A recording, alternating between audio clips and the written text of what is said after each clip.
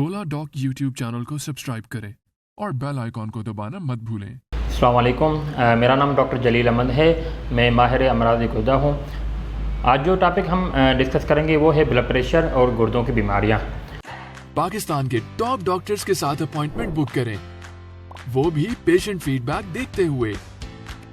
लाखों लोगों की तरह पाकिस्तान के सबसे बड़े डॉक्टर नेटवर्क का फायदा उठाएं और आज ही ओला डॉक ऐप डाउनलोड करें। ओला डॉक, डॉक्टर का अपॉइंटमेंट आसानी से। एक जो क्वेश्चन बार बार राइज होता है वो ये है कि ब्लड प्रेशर और गुर्दों की बीमारियों का आपस में क्या ताल्लुक़ है।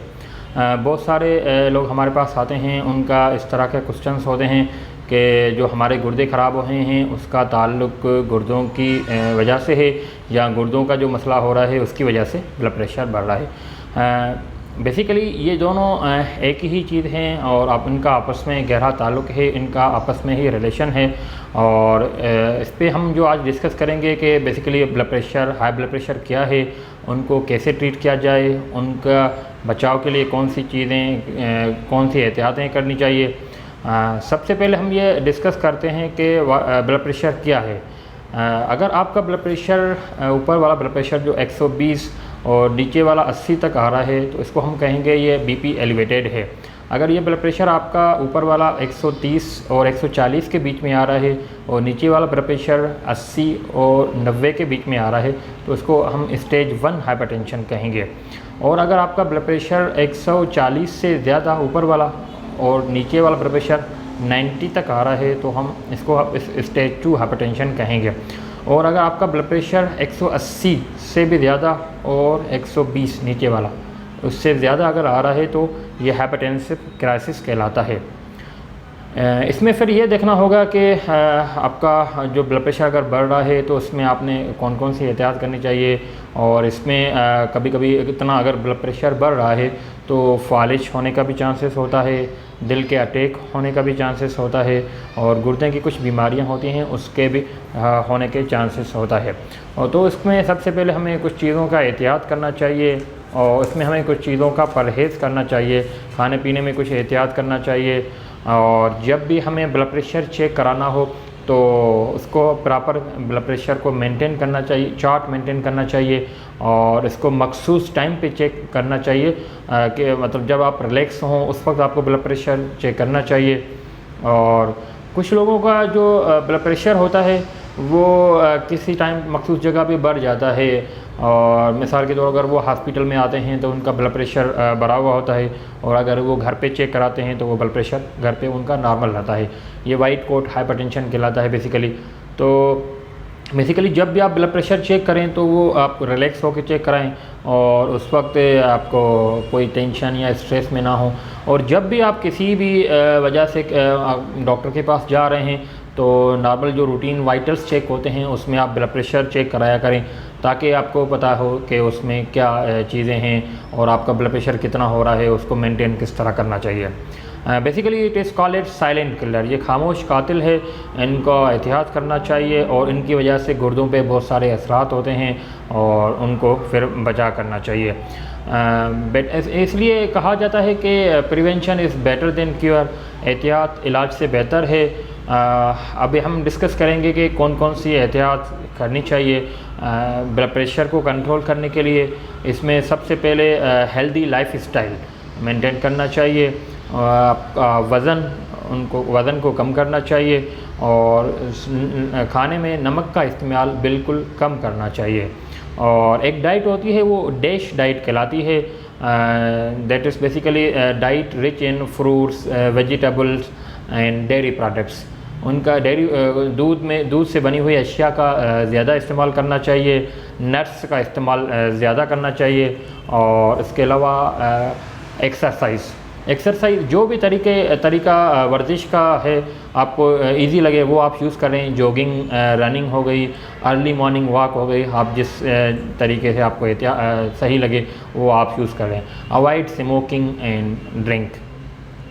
तो ये सारी प्रिवेंटिव मेजर्स हैं। अगर आपको बीपी हो भी गया हो तो you need to follow all these preventive major.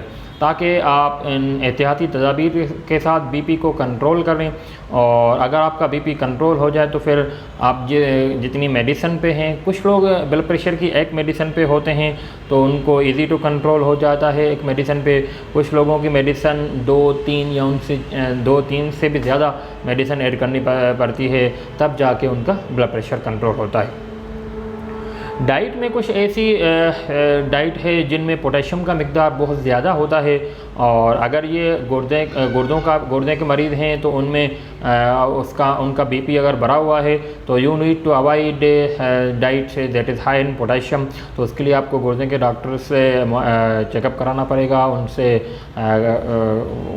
उनको फॉलो करना पड़ेगा कि कौन कौन सी डाइट हैं जिनमें पोटेशियम का मिकदार ज़्यादा है, और कौन कौन सी दवाई हैं जो अगर गुर्दे का मरीज़ है तो और साथ में ब्लड प्रेशर भी है तो वो दवाई वो यूज़ कर लें, और साथ में उनमें कौन कौन से एहतियात करना चाहिए।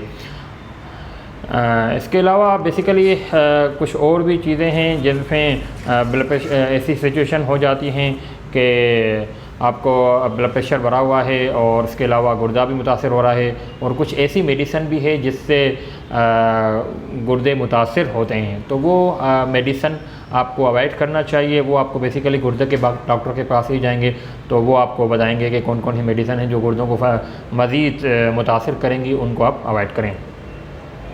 सबसे इम्पॉर्टेंट चीज़ ये है कि ब्लड प्रेशर की कुछ जो दवाइयाँ हैं वो ब्लड प्रेशर को बेसिकली कंट्रोल करते हैं, वो क्यूर नहीं करती।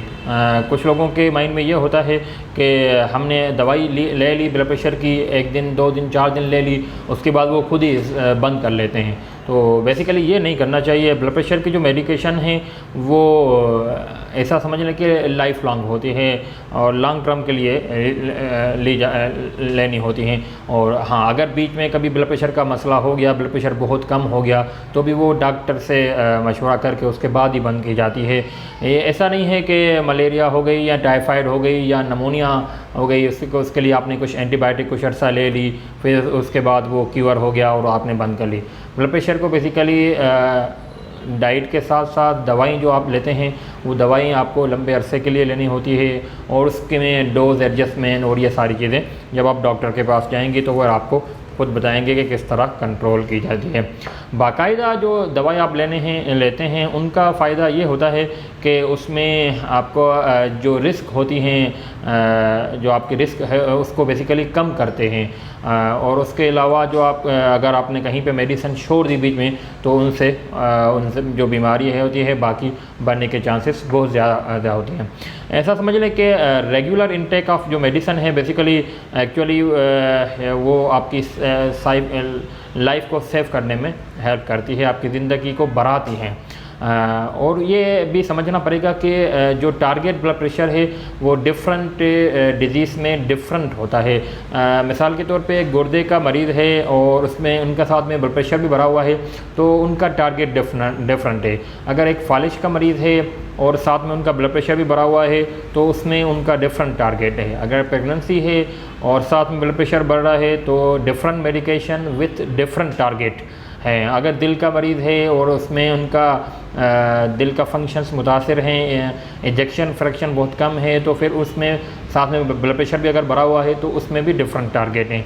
तो ये बेसिकली आपको किसी डॉक्टर के पास जाना, जिस डॉक्टर के पास आप जाएँ, गुर्दों के डॉक्टर के पास जाएँ तो वो आपको बेहतर बता सकते हैं कि अगर गुर्दों का मरीज़ है तो उसमें कितना टारगेट रखेंगे आप भी मेडिसिन।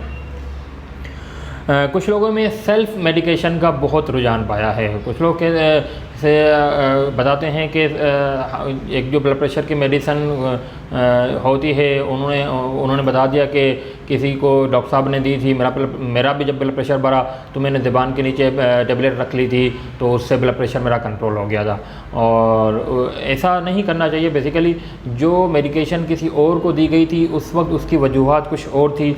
अगर आपका ब्लड प्रेशर बहुत बढ़ रहा है, अगर आप घर पे मौजूद हैं, अगर आप हॉस्पिटल नहीं जा सकते तो किसी डॉक्टर से आप कंसल्ट कर लें और उनको बाकी चीज़ें उनमें आप उनको बता दें, और पूरा प्रॉपर हिस्ट्री जब आप उनको बताएंगे तो उसके बाद ही आपका प्रॉपर वो अगर जो भी दवाई आपको एडवाइस करेंगे उस हिसाब से आपको वो दवाई फॉलो करनी पड़ेगी।